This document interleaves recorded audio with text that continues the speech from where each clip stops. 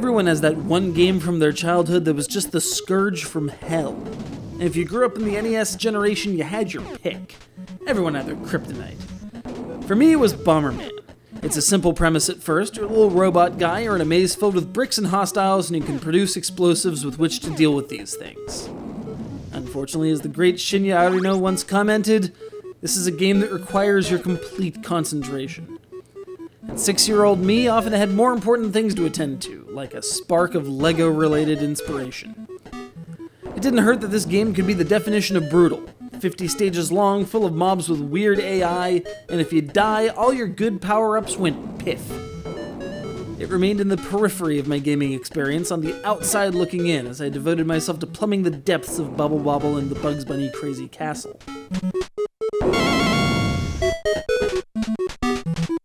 So I find myself now revisiting this madness and realizing, yeah, it's still hardcore as all get out. It's seen a couple forms over the years and some gameplay improvements, but there's still no replacement for this, the NES original, or in this case, the NES Classics release on the GBA. Here was our introduction to the little white and a bit of blue bomber, who admittedly was just a sprite ganked from Hudson's port of the Brotherburn classic Lode Runner. All of the stages look identical, with the same green background and gray blocks. The only differences are in the distribution of hostiles. Granted, this alone doesn't make for a huge challenge, but the real issues are a little more peripheral.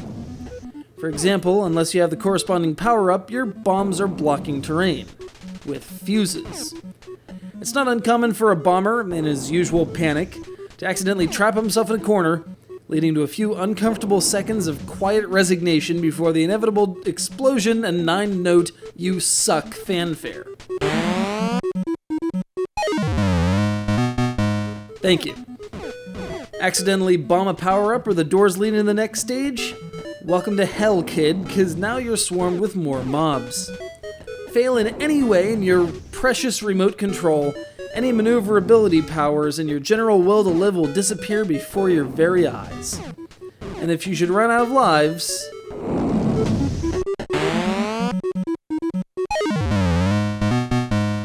well, here's the blessing of the NES Classics version. A save feature for your high score and password.